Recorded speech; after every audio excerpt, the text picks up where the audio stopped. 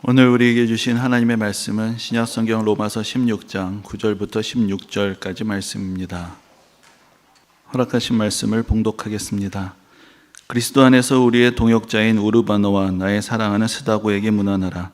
그리스도 안에서 인정함을 받은 아벨레에게 문안하라. 아리스도블로의 권속에게 문안하라. 내 친척 헤로디온에게 문안하라. 나기수의 가족 중 주 안에 있는 자들에게 문안하라. 주 안에서 수고한 두루베나와 두루보사에게 문안하라.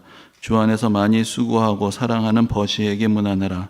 주 안에서 택하심을 입은 루포와 그의 어머니에게 문안하라. 그의 어머니는 곧 내 어머니니라. 아순그리도와 블레곤과 허메와 바드로바와 허마와 및 그들과 함께 있는 형제들에게 문안하라. 빌롤로고와 율리아와 또 네레와 그의 자매와 올룸바와 그들과 함께 있는 모든 성도에게 문안하라. 너희가 거룩하게 입맞춤으로 서로 문안하라. 그리스도의 모든 교회가 다 너희에게 문안하느니라. 아멘. 지난 봄에 교회에서 북클럽 모임을 하면서 로마에서 보낸 일주일이라는 책을 성도님들과 함께 읽었습니다. 그래서 우리가 북클럽 모임을 하면서 여러 가지 종류의 책을 읽어보았는데 신앙적인 책도 있고 좀 덜 신앙적인 그런 책들도 읽으면서 또 여러 가지 생각들을 나누기도 했습니다. 그런데 이제 지난 봄에는 로마에서 보낸 일주일이라는 책을 읽게 되었는데, 이 책은 무슨 로마를 여행했던 기행문이 아니라 그 AD 50년경 바로 우리가 지금 쭉 읽어오고 있는 로마서가 쓰여지기 바로 얼마 전에 로마의 교회의 성도들의 삶이 어떠했는가, 그것을 이제 좀 소설의 형식으로 재구성을 한 그런 작품입니다. 그래서 이 책을 저술한 미국의 교회 학자인 제임스 파판드레아라는 교수가, 그래서 그가 가지고 있는 성경에 대한 지식과 로마 사회에 대한 이해를 종합을 해서 이제 그 당시에 여러 사람들의 삶을 보여주고 있는 그런 좀 교훈적인 내용이었습니다. 그래서 이제 그 책에 여러 등장인물들이 나오는데 그 중에 많은 사람들이 오늘 본문에 등장하는 사람들입니다. 그래서 우리가 지난주에도 말씀을 드렸지만 로마서 16장에 모두 26명의 성도들에게 바울이 이제 문안 인사를 전하는 그런 내용이 나옵니다. 그런데 그들 중에 대부분은 사실은 여기 16장에 한 번만 이름이 나오고 자세한 설명이 없기 때문에 우리가 그 사람들이 어떤 사람이었는지 사실은 알 수가 없습니다. 하지만 이제 그 소설에서는 저자가 그 상상력을 동원해서 여러 가지 인물들을 이제 창조해내서 이제 그것을 읽는 그런 나름의 재미가 있었습니다. 그래서 그 소설 속에는 바울은 직접 등장하지 않는데 베드로는 이제 조금 잠깐 등장을 하게 되고, 또 로마에서 베드로를 도와서 이제 마가복음을 썼다라고 전해지는 마가가 그래도 비교적 좀 중요한 등장인물로 나오게 됩니다. 근데 이제 우리가 사도행전을 보면은 우리가 그런 이야기를 하죠. 마가의 다락방에서 성령 강림 사건이 일어났다. 그래서 이제 그 당시에는 마가가 어머니와 함께 예루살렘에 살았지만 나중에 이제 교회 전승은 마가가 이제 로마에 가서 살게 되었고, 거기서 이제 사실 베드로의 증언을 담아서 마가복음을 기록했다라고 전해지기 때문에 이제 그런 전승을 통해서 이제 그 소설에서는 마가가 어머니와 함께 이제 로마에서 살고 있는 그런 설정으로 나오고 있었습니다. 근데 이제 그 소설의 실제적인 주인공은 베드로도 아니고 마가도 아니고 오늘 본문 9절에 잠깐 나오는 스다구라는 사람이었습니다. 근데 9절에서 바울이 이렇게 이야기합니다. 그리스도 안에서 우리의 동역자인 우르바노와 나의 사랑하는 스다구에게 문안하라. 끝. 사실 우리가 더 이상 스다구가 누군지 알 수가 없습니다. 그런데 이제 저자가 작가적인 상상력을 가지고 새로운 인물을 창조해냈습니다. 그래서 그 소설 속에서 보면은 스다구는 원래는 이 우르바노라는 사람의 노예였다가 해방된 사람으로 그렇게 설정을 하고 있고, 아직 세례를 받지 않고 예배와 모임에 참석하고 있는 일종의 초신자로서 설정이 되어 있습니다. 이 사람이 기독교 신앙에 입문하려고 하고 이제 예배 모이는 이유가 있는데, 그것이 바로 이제 앞에서 말씀드렸던 그 마가의 어머니 마리아와 결혼을 하려고. 그래서 마리아도 그 전에 마가를 낳았지만 홀로 있는 상태였고, 이 스다구도 그 전처에 소생이 있었지만 지금 홀로 있는 상태에서 두 사람이 지금 결혼을 하고 싶은데, 마리아는 세례를 받지 않으면 결혼할 수 없다라고 분명하게 못을 박았기 때문에 스다구가 어쩔 수 없이 교회에 와서 이제 예배에 참석하게 되는 이제 그런 설정으로 돼 있습니다. 그래서 이 전체적인 줄거리는 이 스다고가 결국은 진정한 믿음을 갖게 되고 세례를 받게 되는 이제 그런 이야기가 하나의 큰 줄거리를 형성을 합니다. 그리고 이제 이 구절에 그 스다고와 함께 등장하는 우르바노라는 사람도 여기 이름이 그냥 한 번 나오는데, 앞에서 말씀드린 대로 이 우르바노가 예전에 스다고의 주인이었고, 그래서 이 사람은 귀족이고 상당한 재력가로 또 등장을 합니다. 그는 여러 노예들을 또 해방을 시켜주기도 했는데, 그 당시의 관행에 따라서 이 해방된 노예들에게도 후견인으로서 상당한 영향력을 행사하고 있었고, 또 자기의 사업에 도움이 되는 어떤 관직을 얻어서 뭔가 좀 자기 사업에 보탬이 되고자 하는 그런 야망도 가지고 있었습니다. 그리고 이제 오늘 본문의 11절에 이런 표현이 있습니다. 나기수의 가족 중 주 안에 있는 자들에게 문안하라. 근데 여기서 이제 나기수라는 사람은 그 로마의 역사에 실제로 등장하는 기록이 있는 사람입니다. 근데 그 당시 클라우디우스 황제의 원래 해방 노예였는데 상당히 이제 황제의 측근으로서의 정치적인 영향력을 갖고 있었던 사람으로 역사에 실제로 기록이 되어 있는 사람입니다. 그런데 이제 바울의 표현을 보면 나기수의 가족 중 주 안에 있는 자들에게 문안하라. 그러니까 나기수가 그리스도인은 아니었는데 나기수가 상당한 세력가이기 때문에 그의 집안에 속한 뭐 하인들도 있었고 노예들도 있었고 여러 사람들이 있었는데 그 중에 예수 그리스도 믿는 사람들이 있었다는 것이죠. 그러니까 바울이 그래서 이제 나기수의 가족 중 주 안에 있는 자에게 문안하라고 이야기를 하고 있는데, 그 소설 속에서 이제 우르바노가 자기가 장관직을 얻고 싶은데 황제의 측근인 나기수에게 뭔가 좀 잘 보여가지고 출세를 하려고 합니다. 그런데 그러다가 오히려 정치적인 음모에 휘말리게 되고, 그래서 거의 그 목숨을 잃을 위기까지 빠지게 됐다가 거기서 가까스로 벗어나게 되면서 그가 신앙을 갖게 되고 그리스도인이 되는 그런 이야기가 또 뭐 이건 성경의 얘기는 없습니다. 소설로 만들어낸 얘기인데 그렇게 좀 전개가 되는 것을 이렇게 볼 수가 있었습니다. 그리고 이제 15절에 빌롤로고와 율리아라는 그 부부의 이름이 등장을 하는데, 그 소설상의 설정을 보면은 이 빌롤로고는 자유민이지만 좀 가난한 사람이었고 이제 석공으로 이제 건설 현장에서 일하는 사람이었습니다. 그런데 그 당시에 이제 그런 건축업자들, 그 건축에서 일하는 사람들, 일종의 그 동업자들의 그 조합에서 자기들만의 어떤 수호신을 가지고 있었는데, 그래서 이제 빌롤로고는 그 수호신에게 제사를 드리고 제물을 드리는 것을 거부를 했다가 결국 실직을 하게 되는 사람으로 등장을 합니다. 그런데 이제 그를 그 성도들이 같이 위로하고 또 격려해주고 같이 도와주는 이제 그런 장면들을 우리가 그 소설을 통해서 볼 수가 있었습니다. 그래서 이 소설은, 이것은 소설이고 상당히 뭐 당시의 상황을 어느 정도 뭐 보여주기도 하면서 또 상상력을 가지고 좀 흥미로운 이야기들을 만들어낸 것인데, 그 안에서 사실 여러 다양한 사람들이 서로 모여서 이루어가는 공동체의 모습을 조금 더 이제 실감 있게 이제 느껴볼 수가 있었습니다. 근데 이제 그 소설의 내용처럼 사실 당시의 교회에는 유대인과 이방인, 또 종과 자유인, 남성과 여성이 다 함께 모여서 이제 복음 안에서 그 당시의 사회적인 관습과 차별의 고리를 끊고 새로운 공동체를 실제로 만들어가는 그런 신앙의 현장들이 이루어지고 있었던 것입니다. 그래서 우리가 앞에서도 쭉 우리가 로마서 이야기를 올해 쭉 계속 살펴보았는데, 로마서에서 바울이 역설하고 있는 중요한 주제 중에 하나가 바로 유대인과 이방인의 화해입니다. 그래서 바울은 또 여기에 대해서 교리적으로도 우리에게 가르쳐 줍니다. 유대인과 이방인 모두가 하나님 앞에서 죄인이고 또 유대인과 이방인 모두 하나님의 은혜 안에 있다는 것. 그래서 예수 그리스도의 십자가의 복음으로 유대인과 이방인들 모두를 하나님께서 구원하신다는 것을 우리에게 가르쳐 줍니다. 그리고 이렇게 마지막 장 문안 인사에 이르기까지 바울은 그 당시 로마 교회에 있는 다양한 사람들을 1대1로 한 사람 한 사람 이름을 부르고 그들에 대한 관심을 표현을 하면서 그들 모두를 동등하게 동일하게 인정해주고 또 그들 모두가 서로 문안하며 서로 교제하고 섬기는 그런 공동체를 이룰 수 있도록 또 실제로 격려해주는 그런 모습을 우리가 보게 되는 것입니다. 이 본문이 사실 매우 평화로운 본문이고 어떻게 생각하면 상당히 의례적인 내용입니다. 편지의 서신의 마지막으로 안부 인사를 전하고 있는 그런 모습인데, 사실 오늘날 이 2023년 10월의 마지막 주일에 이 본문을 읽게 될 때 우리가 갖게 된 조금은 특별한 어떤 관심과 도전이 있습니다. 그것은 여러분들이 다 이미 뉴스를 통해서 잘 알고 계시겠지만 사도 바울이 로마서를 기록한 지 2000년이 지났어도 여전히 유대인과 이방인들 사이의 갈등은 끝나지가 않았고 오히려 지금 전 세계는 또 한 번의 전쟁의 위기를 보고 있기 때문입니다. 이미 그동안 수차례 여러분들 다 아시겠지만 이스라엘과 아랍 국가들 사이에 전쟁이 있었고, 또 이스라엘과 팔레스타인 사람들 간에도 수십 년간의 갈등의 역사를 지니고 있습니다. 이런 갈등의 배경에 여러 가지 원인들이 있습니다. 역사적인 이유도 있고 정치적인 이유들도 있는데, 또 많은 사람들이 이 지역의 분쟁이 특별히 이렇게 해결되지 않고 오래 끌게 되고 어려운 이유가 바로 무엇이냐? 이게 종교 문제 때문이다. 이런 지적들을 하는 것을 봅니다. 그런데 이제 그것이 꼭 틀린 얘기는 아닌 것이, 그동안 사실 중동에서 전쟁만 있었던 것이 아니고 사실 평화회담도 많이 있었습니다. 그래서 서로의 갈등을 좀 해소하고 서로의 존재를 인정하고 공존할 수 있는 방안들을 이야기하지 않았던 것이 아닙니다.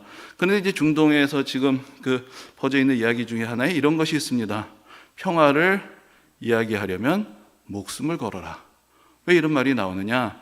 사실상의 이제 첫 번째 중동 회담이라고 할 수 있는 이제 1978년에 캠프 데이비드 협정이 있는데, 그 당시 이제 이집트의 사다트 대통령하고 이스라엘의 문하인 베긴 수상이 같이 서명을 했습니다. 그래서 이제 평화 조약을 맺고, 그래서 사실 그 다음에 실제로 이집트하고 이스라엘이 국교를 수립해서 아랍 국가 중 처음으로 이제 정식적인 국교가 맺어지기도 했습니다. 그런데 그 다음에 어떤 일이 일어났느냐? 81년에 유대인에 의해서가 아니라 극단적인 이슬람주의자에 의해서 그 평화회담의 한쪽 축이었던 이집트의 사다트 대통령이 암살을 당합니다. 그리고 나서 이제 그 다음에 또 아주 영향력이 있었던 평화회담이라고 할 수 있는 오슬로 평화회담이 1993년에 이루어지게 되는데, 그때는 이스라엘의 라빈 총리하고 그 다음에 팔레스타인의 아라파트 의장이 이제 서로 같이 협정에 사인을 합니다. 그래서 그때 약속을 합니다. 앞으로 이 땅 안에 이스라엘과 팔레스타인 두 개의 국가가 공존을 하도록 하자. 이제 그런 방향으로 서로 노력을 하기로 사인을 했습니다. 근데 이번엔 또 어떻게 됐느냐? 이슬람교도에 의해서가 아니라 극단적인 유대주의자에 의해서 이스라엘의 총리 라빈 총리가 암살을 당하는 일이 또 벌어지게 됩니다. 그러니까 결국은 정치인들은 오히려 평화를 이야기하고 있는데 극단적인 종교인들이 끼어들어서 오히려 그 평화를 파괴하려고 하고 방해했다. 사실 그것이 전혀 근거가 없는 이야기는 아니었던 것입니다. 그래서 이제 우리가 이 종교가 평화를 거부한다, 이제 그런 인상을 또 갖게 됩니다. 여기에는 이제 유대교와 이슬람의 갈등이 있지만, 사실은 또 많은 기독교인들도 은연중에 신앙적인 이유로 그래도 이스라엘 편을 들고, 그래도 하나님이 이스라엘에게 이 땅을 주신 게 팔레스타인 다 내쫓고 이스라엘이 여기를 가져야지, 그렇게 이야기하는 이야기도 들어본 적이 있습니다. 근데 여러분들은 어떻게 생각하십니까?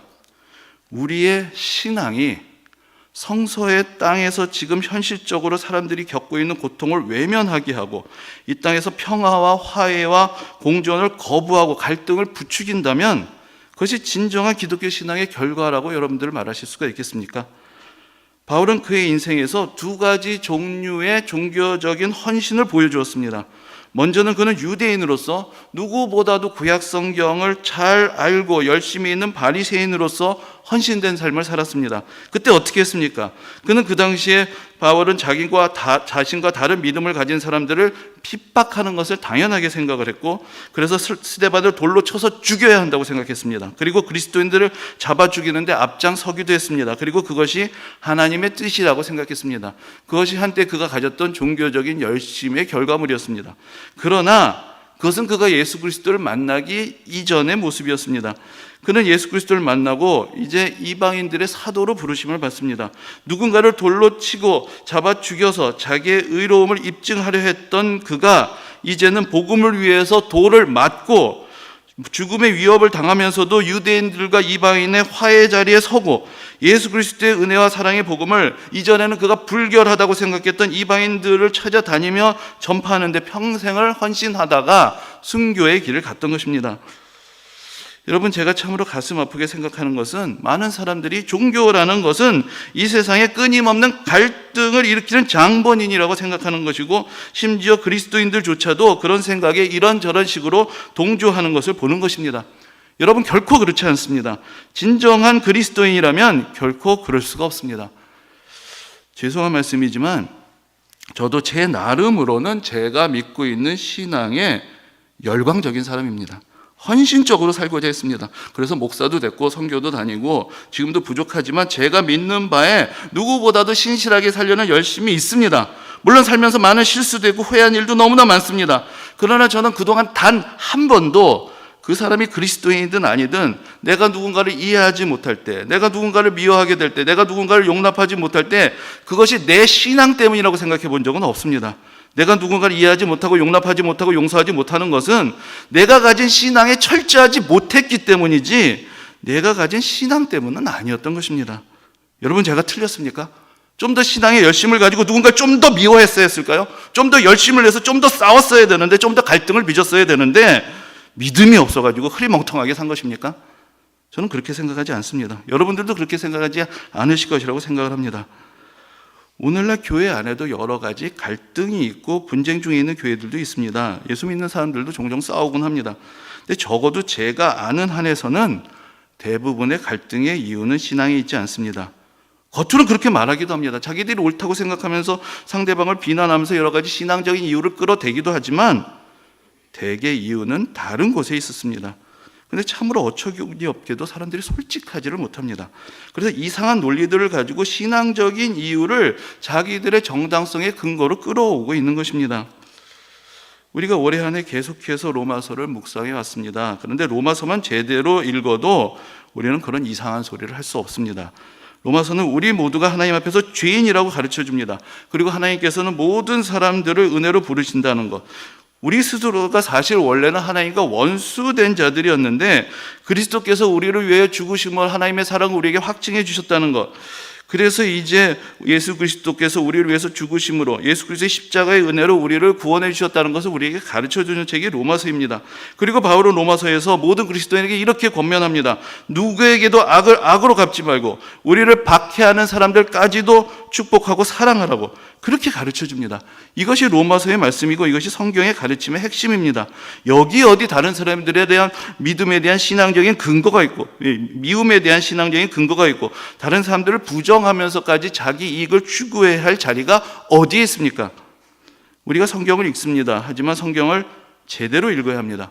성경을 문자적으로 율법으로 읽지 말고 예수 그리스도의 십자가의 빛 아래서, 예수 그리스도의 은혜의 빛 아래서 읽어야 하는 것입니다. 바울이 복음을 알지 못하고 율법에 매여서 살았을 때에는 그는 증오의 화신이 되었습니다. 하지만 그가 복음을 알고 나서는 그가 가진 모든 성경의 지식이 예수 그리스도의 십자가를 가리킨다는 것을 깨닫게 됩니다. 모든 성경의 말씀이 온 세상에 미치는 이방인, 유대인 모두를 구원하시는 하나님의 은혜와 사랑을 전하는 데 있다는 것을 깨닫게 되었던 것입니다. 오늘이 교회의 절기로는 종교개혁 기념주일입니다. 종교개혁 기념주일은 루터가 성경이 우리에게 가르쳐주는 것이 무엇인가, 그것이 율법이냐 하나님의 진노냐, 그것이 아니라 바로 성경은 우리에게 복음을 가르치고 하나님의 은혜와 사랑을 가르친다는 것을 깨닫고 그것을 기억했던 것을 기념하는 날이 되는 것입니다. 바울이 로마서를 기록할 때 이렇게 장구한 편지를 써야 되겠다라고 느꼈던 것은 사실 당시의 교회에서 유대인들과 이방인들 사이에 갈등의 소지가 있다는 것을 보았기 때문입니다.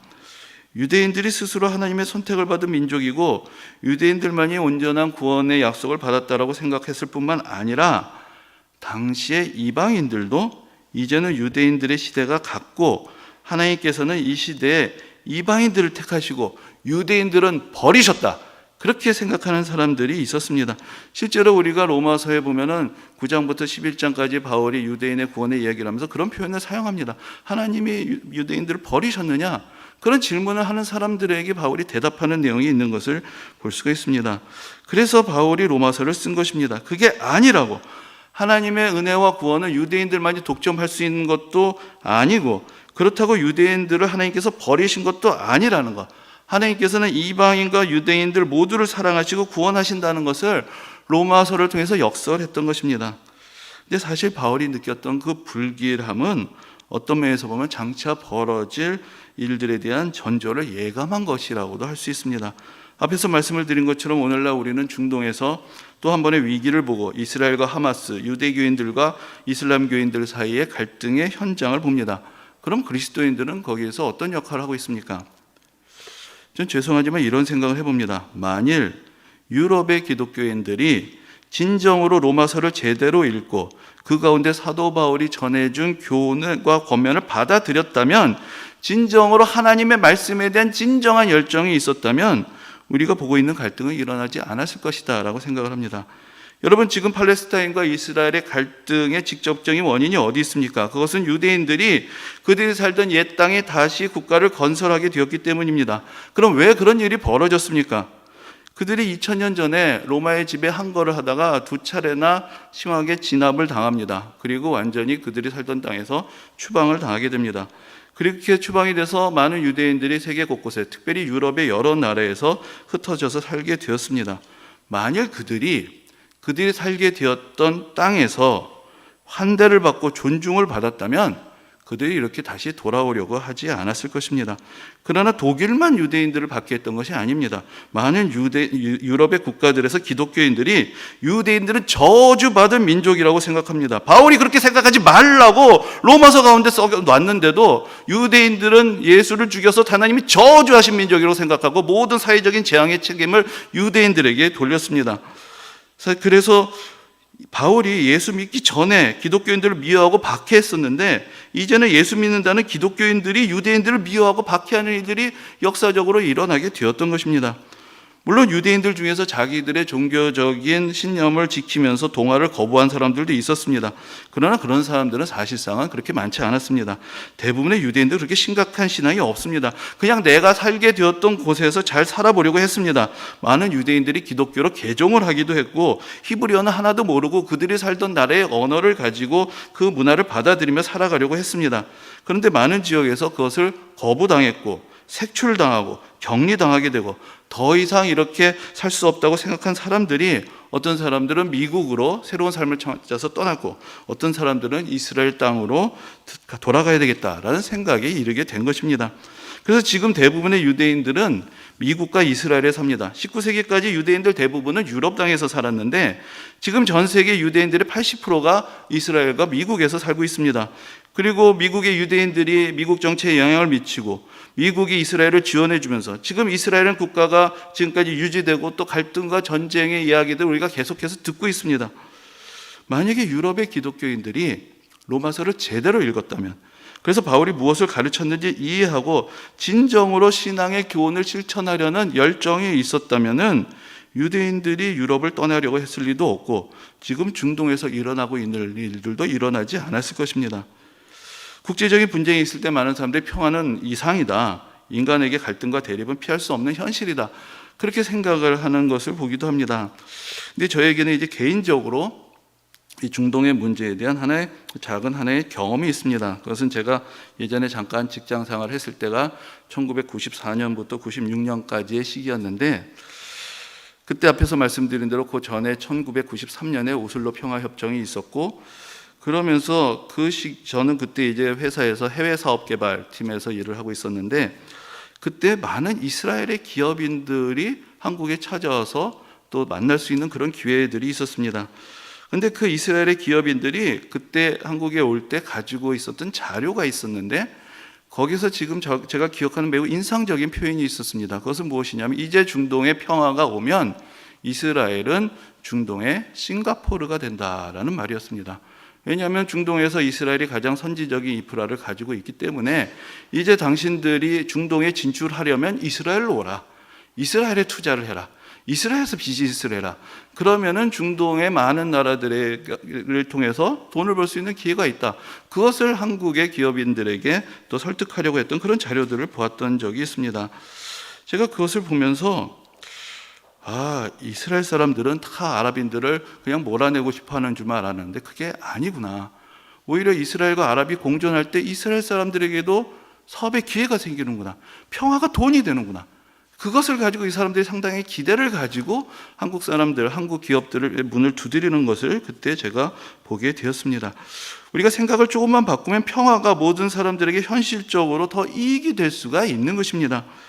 앞에서 유럽의 기독교인들이 기독교 신앙을 근거로 유대인들을 박해했다라는 말씀을 드렸지만, 사실 오늘날 유럽에서 기독교 신앙이라는 것은 별로 힘이 없습니다. 왜 그렇게 됐습니까? 많은 사람들이 그 이후로 세속화를 듭니다. 유럽 사회가 세속화되면서 더 이상 종교를 갖지 않게 됐다. 그럼 왜 유럽이 세속화가 됐습니까? 여러 가지 사회적인 분석과 이유가 있습니다. 그런데 그 중에 중요한 이유 중에 하나가 바로 유럽의 종교 전쟁입니다. 우리가 종교개혁에 대해서 말씀을 드렸지만 루터의 생각도 곡해가 되었고, 그러면서 유럽은 그 이후로 가톨릭 세력과 개신교 진영으로 나뉘어서 수백 년간의 갈등과 전쟁을 겪게 되었습니다. 물론 처음에는 가톨릭 교인들이 개신교인들을 박해했습니다. 그러나 나중에 그것이 그 국가와 국가 간의 전쟁으로까지 번지게 됩니다. 그래서 종교적으로 열광적인 사람들이 가졌던 서로를 향한 증오심이 유럽을 전쟁터로 만들어 버린 것입니다. 그 가운데서 사람들은 종교적인 열정의 진저리가 나게 됩니다. 그래서 세속주의자들, 현실주의자들의 목소리가 커집니다. 그리고 종교의 사회적인 영향력은 점점 유럽에서 약화되게 된 것입니다. 바울은 로마서에서 오늘 본문에서 우리에게 너무나 아름다운 새로운 공동체의 모습을 그려서 보여주고 있습니다. 이런 새로운 공동체의 청사진을 우리에게 보여주는 것입니다. 유대인과 이방인이 서로 존중하고 서로 섬기고 서로 사랑하는 공동체를 실제로 이루고 있는 모습을 보여주고 있습니다.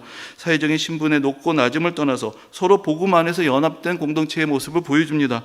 차별받던 여성들이 교회 안에서는 바울의 동역자로서 존중을 받고 함께 사역하는 그런 모습을 보여주고 있습니다. 성경은 우리에게 미움을 가르치지 않습니다. 우리가 가져야 할 신앙의 헌신은 복음에 대한 헌신이고 우리를 위해서 십자가를 지신 예수 그리스도를 본받는 삶으로의 헌신입니다. 성경은 로마서는 우리에게 평화의 공동체를 가르쳐줍니다. 이 세상의 평화가 우리가 부름받은 우리 교회 안에서 복음 안에서 서로 사랑하고 존중하며 세상과 다른 새로운 관계들을 세워감으로 시작된다는 것을 가르쳐주고 있는 것입니다. 물론 우리 교회가 그렇게 민족적으로 다양하진 않습니다. 그러나 우리들 가운데서도 여러 다양한 삶의 모습을 가진 사람들이 하나님의 부르심을 받아서 함께 모여 있습니다. 우리 교회가 평화의 복음을 가르치고 믿고 실천하는 것이 될 때 이 세상의 평화가 바로 우리 가까이 있는 사람들을 향한 우리의 이해와 용납과 사랑과 교제와 섬김 속에서 시작이 될 수가 있는 것입니다. 오늘도 하나님의 말씀에 대한 진정한 신앙의 열심을 가지고 사도들의 가르침에 따라 서로 이해하고 사랑하고 축복하는 공동체를 세워가면서 이 땅의 평화가 하나님께서 주시는 놀라운 은혜요 축복이고 선물이라는 기쁜 소식을 널리 전할 수 있는 그런 성도님들이 되시기를 주님의 이름으로 축원합니다.